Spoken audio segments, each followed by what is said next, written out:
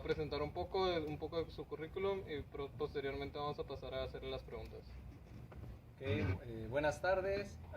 De antemano agradezco la entrevista a Jared, que es, nos conocemos en el ámbito del fútbol, y a la Universidad ABC para la materia de metodología del entrenamiento deportivo, que pues quiere hacerme unas preguntas relacionadas al mismo ámbito. Yo soy Agustín Aranez Parrilla, vengo del Estado de México. Estudié la carrera de dirección técnica o de director técnico en la ENDIT, Escuela Nacional de Directores Técnicos. Asimismo hice la EMPREFI, que es la Escuela Nacional de Preparadores Físicos, igual de la Federación Mexicana de Fútbol. Aunado a ello, tengo la licencia PRO en ATFA, la Asociación de Técnicos del Fútbol Argentino, y una maestría en Negocios y Administración del Fútbol en la Johan Cruyff. De manera académica, pues soy ingeniero industrial y de sistemas, y para rematarla, fui jugador de fútbol profesional, era medio de contención en segunda división de un club profesional en el estado de Hidalgo, para no decir cuál. Okay, muy bien. Bueno, empezamos con las preguntas. La primera sería, ¿cómo planifica su ciclo de entrenamiento? ¿Qué son los métodos que usa? ¿Cómo lo realiza? Pues la planificación depende de cuál es el material que tienes, ¿no? Uno podría pensar que uno tiene que tener, es un ejemplo, 20 conos y 20 vallas y casacas, pero el verdadero entrenador que tenga la facilidad o que se jacte de ser entrenador tiene que desarrollar cualquier tipo de metodología en cualquier ámbito del funcionamiento de la carrera con lo que tenga a la mano. Entonces, si solo tienes 2 casacas, pues tienes que desarrollar lo que tengas que hacer en ese momento con 2 casacas. Aquí, rescatando un poco tu pregunta, lo que yo diría es que depende de qué momento tú llegas a un equipo profesional. Es decir, si tú vas a agarrar una pretemporada, pues es una dinámica totalmente diferente. No puedes decir, es que yo me sé, por poner un ejemplo, el fartle, y lo voy a aplicar porque pues, es que el que me va a empezar a generar datos. O sea, depende en qué momento estás llegando. Si tú llegas, hablando de fútbol, a un equipo profesional y llegas por cambio de otro director técnico o de otro preparador físico, no puedes decir, voy a meter fartle y estás a la mitad de la temporada. O sea, tienes que analizar si estás en competencia, si vas a entrar a una liguilla, si vas a empezar con un club nuevo, si los jugadores que tienes no han estado juntos. Entonces todo eso se tiene que contemplar. Tal vez la planificación suena como, pues el lunes hago un oxidativo, ¿no? O aeróbico, que le dicen, o le decían antes, o físico. Y el martes voy a hacer fuerza. Y el miércoles voy a hacer velocidad o rapidez. Entonces, digamos que es como el ABC, ¿no? De lo que vas a hacer. Pero no siempre es así, porque si ya llegas a un equipo que ya empezó a trabajar, entonces tu planificación es completamente diferente. Muchas veces la dificultad de esto es que los directores técnicos o los preparadores físicos que se dedican al deporte no te dan ese material. Ya trabajé esto durante toda la temporada y tengo esta planificación y ya hicieron esto y esto. No te lo van a dar, no te lo dicen. Entonces, tienes que tener una buena lectura, observar, sería yo creo lo primero que tendrías que hacer para hacer una planificación. Observar a los jugadores que tienes, ver cómo están. Puedes poner test muy generales como un yo-yo, por ejemplo, que está de moda, ¿no? Y te das cuenta de si están o no con un fondo físico importante y ya empiezas a poner otras cosas. Entonces, repito, para ya no ser tan redundante, depende de la etapa en la que tomes al equipo. No es lo mismo que tomes a un equipo de manera inicial. No es lo mismo que tomes a un equipo de manera inicial con jugadores nuevos. No es lo mismo que tomes a un equipo de manera inicial y que no sean jugadores, sino que empieces a ser jugadores. Entonces depende. y como darte una reglita de cómo se hace, pues es eso, es como el feeling que tienes que tener de en qué momento estoy para tomar el equipo, para saber qué hacer. Entonces, yo lo que te diría es, empápate, llénate de muchas metodologías, no todas son malas, no todas son buenas, pero empápate de un montón de metodologías. A veces la vieja escuela también da resultados. Ahora, por ejemplo, se estila mucho usar paracaídas. Es un ejemplo. Sí. Pero a lo mejor no tienes ese nivel de inversión y a lo mejor eso ponerlo en niños, pues es patético. Vas a lesionar al niño con ese tipo de esfuerzo.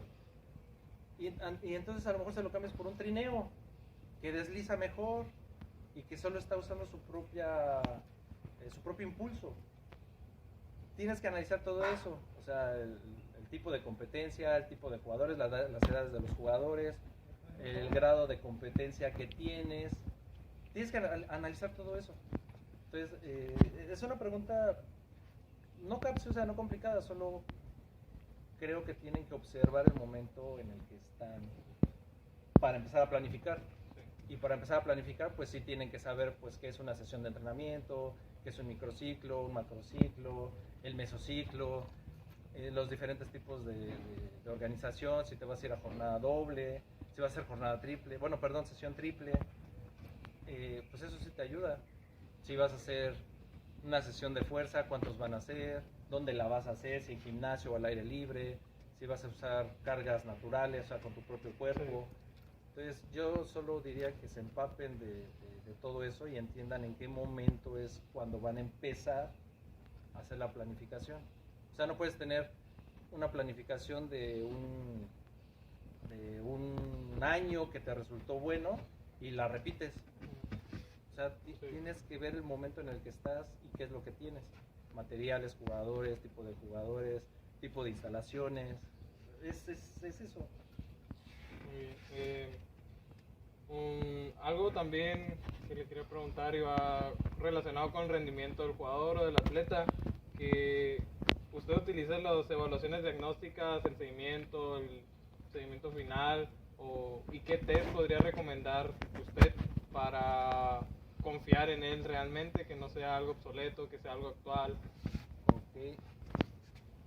Te voy a compartir una frase que sirve muy bien, la usamos mucho en ingeniería industrial, pero es esencial. Lo que no se puede medir, lo que tú no puedes medir, no se puede controlar. Y lo que no se puede controlar, no se puede mejorar. Entonces, la base de cualquier mejora es la medición. Midan, o sea, ¿qué quieres medir? ¿Cuánto corre un jugador? 10 metros, bueno, pones 10 metros en condiciones similares y ves cómo está. Y una semana después, ya que haya entrenado un poco, vuelves a medir. Y luego 2 semanas después haces la misma prueba y con las mismas condiciones o lo más similares que se puedan y vuelves a medir y entonces empiezas a comparar. Cuando empiezas a comparar, que es esa parte del control, empiezas a decir, está fallando algo porque redujo su rendimiento. Entonces dices, a ver qué está pasando. O al revés, mira, ya mejoró, ya va mejor. Entonces, lejos de recomendar un test como tal, porque el test que a ti te funciona, a lo mejor a mí no me gusta, porque eso también es de gustos. O sea, a mí me gusta, por ejemplo, es un ejemplo así general. Te mencionaba hace rato del fartlek. Hay unos que ahora usan el semi-fartlek, que en vez de usar 12 minutos usan 6 minutos. Es por poner cualquier test, ¿no? Sí. O sea, puedes usar el de yo-yo, y además depende para qué, ¿no? O sea, si va a ser de rendimiento, si va a ser de esfuerzo, si va a ser a lo mejor de salto, va a ser de qué va a ser el test. Pero yo lo que recomiendo es que midan. O sea, primero midan. ¿Qué quieres medir? Pues, ¿qué es lo que necesitas? O sea, tengo un equipo para competir. Y te voy a poner un ejemplo que no se hace, ¿no? Voy a medir precisión. Precisión, sí, de tiro a gol. Y entonces los pones a tirar y entonces pones a un jugador. A ver, quiero que la metan del lado derecho. Y vas midiendo. A lo mejor dibujas tu portería y le pones de qué lado metió el balón y si se orilló muy al centro o se salió.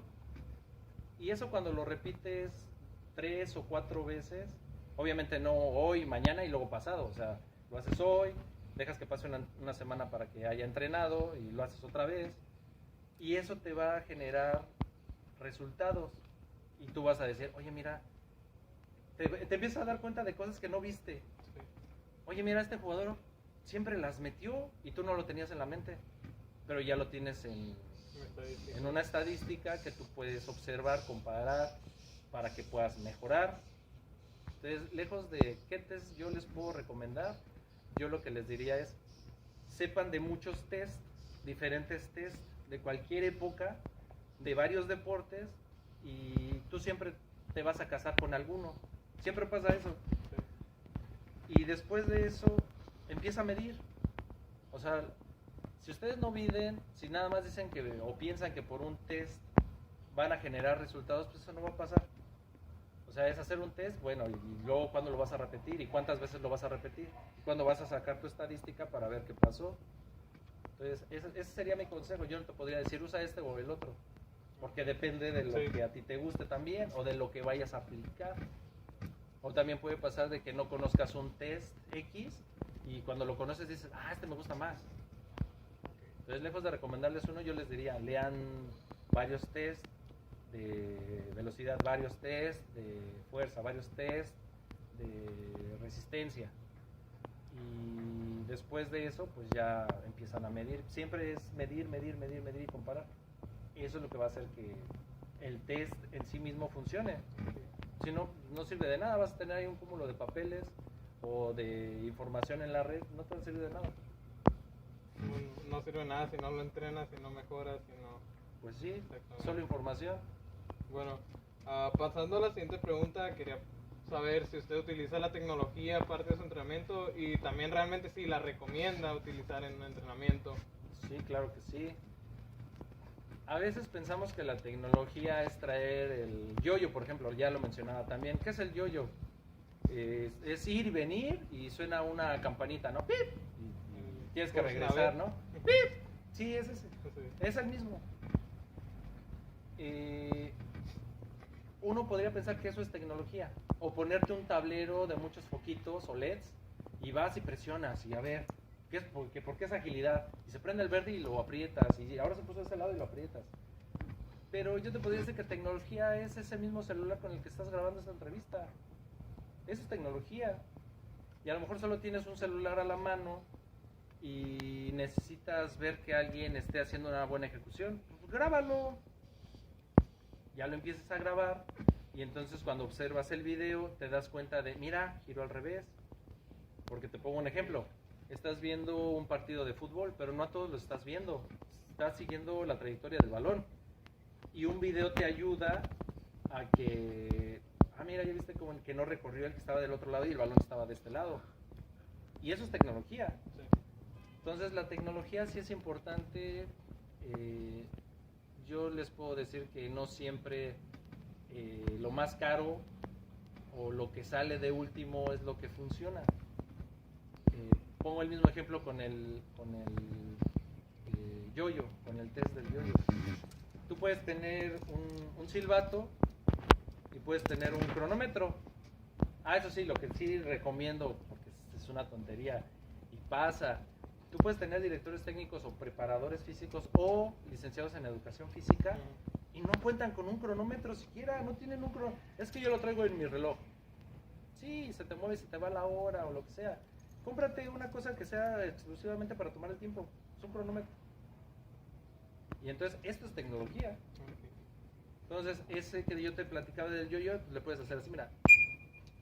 Y ya cuando estás viendo que llega allá, y te evitas el comprar unos LEDs que te van a salir en 100,000 pesos y que esto me salió en 100. Digo, si lo tienes se va a ver más bonito. Sí. O sea, se va a ver, no manches, mira, tienen lo último en el campo. Pero eso no hace jugar a los jugadores, valga la redundancia, no los hace mejores. O sea, lo que va a hacer mejor a un entrenador es su capacidad de entender qué es lo que tiene para aplicarlo.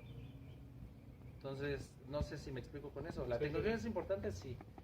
Puedes usar un simple celular, y ya te vas dando una idea de qué es lo que está sucediendo, de lo que estás haciendo. Sí. Y puedes empezar desde ahí, tal vez. Ya si tienes la capacidad económica para hacer otras cosas, pues bueno, ya te compras cosas Lo más. último. Pues sí. Sí. Muy bien. Entonces, pasando a una de las primeras preguntas, ¿usted cree que la planificación de un grupo se define a partir de los resultados de las evaluaciones que usted realiza? Sí. Tú cuando haces test tienes que buscar un objetivo, siempre. O sea, quiero saber qué tan mal están físicamente. Y entonces tú no puedes hacer una pretemporada. Es un ejemplo donde las cargas son altas y tus jugadores jamás han corrido en su vida. Es una tontería. Sí. Bueno, así se le domina a la pretemporada. La pretemporada no es llevarlos de menos a más. ¿Sale? Una pretemporada ya es gente que ya está entrenada para entrar a una competencia. Entonces ya tienen que tener cierto ritmo. Entonces ahí a lo mejor le podrías cambiar el término de ir de menos a más, porque siempre se tiende a ir de menos a más. No sé, un entrenamiento, una adaptación o un preámbulo para empezar a hacer ejercicio. Entonces depende del tiempo. Si es importante los test, si haces test, debes de buscar qué objetivo le vas a buscar.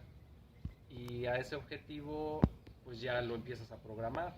O sea, la planificación sí es importante, sí te ayuda, te ahorra mucho tiempo, te ahorra el tener que improvisar, te ahorra el hacer las cosas más rápido, el que una sesión de entrenamiento que dura 30 minutos no se te vaya a hora y media.